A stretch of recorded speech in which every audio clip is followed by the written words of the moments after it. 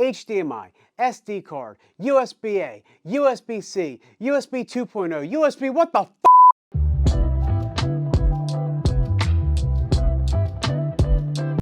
What's up everybody, it's your boy DJ Seth V from DJ Tech Tips, here to help you guys out with our next video in this series explaining I/O, the ins and outs of laptops. We kind of touched on them in our last video about purchasing the right laptop for DJing, but today we're going to go in depth. So the first set of ports that I recommend getting on your laptop, especially if you're doing media creation or video DJing, is an HDMI port and an SD card slot. Super helpful, especially when it comes for video DJing, because you don't have to use any dongles or adapter to get video out of your laptop. And if you're a media creator that's looking to edit video on your laptops, then an SD card slot is a major key, because you just take your SD card out of your camera, pop it in the slot, and boom, all your files are there. Highly recommend finding a laptop with HDMI and an SD card slot. If you're a Mac person, the Pro series of the MacBooks all have HDMI and full-size SD card readers. But again, if you plan on doing media on this laptop as well, those are two ports that you absolutely have to have. Now, in my opinion, the most important ports on the laptop, the most common that you're gonna find on each and every one of them, is USB. But fun fact about USB, they come in all different sizes and all different flavors. And what I mean by that is the shape of the actual port and then the speed and how power delivery is done through that port. There's different variations and generations, and they all do a different thing, and we're gonna break that down. So USB-A has 4 different flavors in terms of speed. So there's USB 1.0, completely obsolete. We don't even talk about it anymore, doesn't exist. It was from way back in the haystack. No need to discuss it. Then there's USB 2.0. That's common still on computers and laptops today. USB 2.0 is great. It's old faithful. We've had it for years. It works, but it's slow. It only runs about 480 megabits per second. And then one of the things about USB 2.0 cables is when you charge, it can only charge one direction. It's not a bi-directional cable. So that's why you see it on a lot of phone chargers. But you know, old standard, it works though, but it is still available on laptops. And if you could avoid it, I definitely would. The next flavor of USB Type A is 3.0. Now 3.0 upped the game by a lot. First, you get transfer rates up to 5 gigabits per second. So if you see a USB 3.0 port on the computer or laptop, cool, that's awesome. It's got great speed. And then the last flavor of USB Type A is USB 3.1. Now this is where it gets really cool. 3.1 ports are actually capable of 10 gigabytes per second throughput. That's fast. That's like first generation Thunderbolt.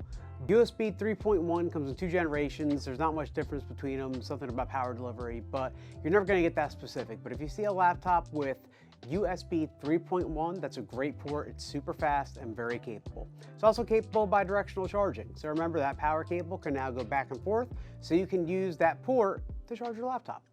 So the next style of USB port I want to talk about is USB Type-C. Now USB Type-C is very popular. It's like the new universal connection. All the MacBooks have them.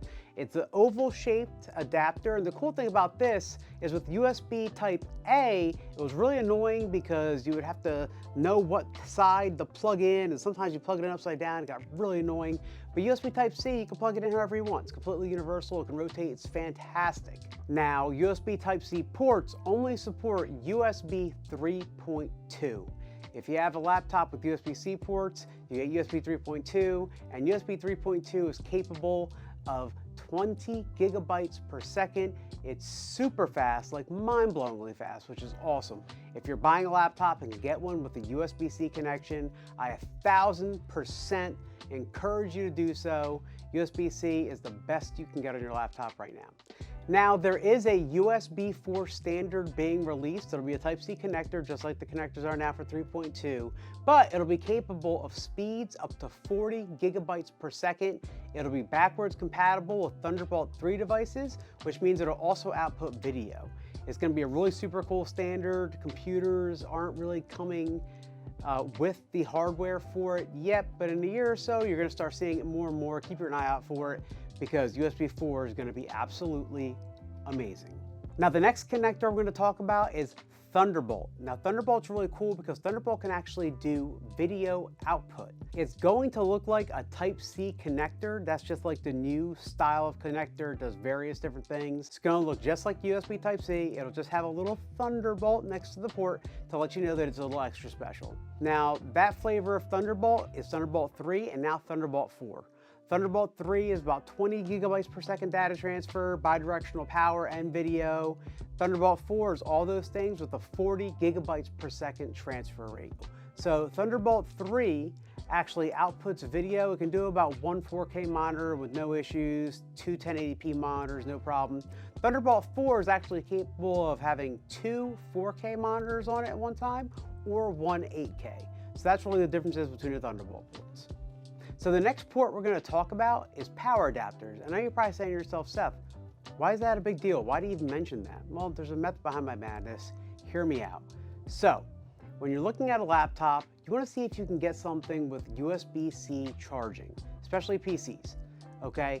The reason is it's much easier to get a backup power supply for a USB-C powered laptop than to get a manufacturer-specific power supply for whatever model laptop you're buying. So you can't just go to Best Buy and buy a backup charger for a Dell with its own proprietary port. You have to call Dell, you have to give them your serial number. It might take a few weeks, you'll get one. That's really annoying. It's way easier to get USB-C powered laptop. You can go to the store, buy backups, you're good to go in emergency situations. It's really the easiest thing to do. The only manufacturer that gets a pass is Apple. They use MagSafe 3, which is their own proprietary port. However, they can be charged via USB-C, so in an emergency situation, your MagSafe breaks, you can just plug USB-C in, boom, the day is saved.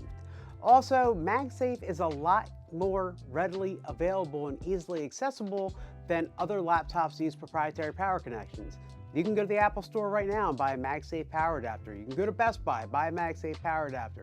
You can literally order on Apple store and have it shipped to you within 2 days. It's easily accessible, and the only reason why I give them a pass is because you can get one. And the last thing I want to talk about is make sure it has a headphone jack. Because when you make that really awesome mix and you want to listen back and don't feel like playing on loudspeakers, it'd be nice to plug in some headphones. So make sure it has a headphone jack. Easy as that. And that, ladies and gentlemen, is the I/O ins and outs of your laptop.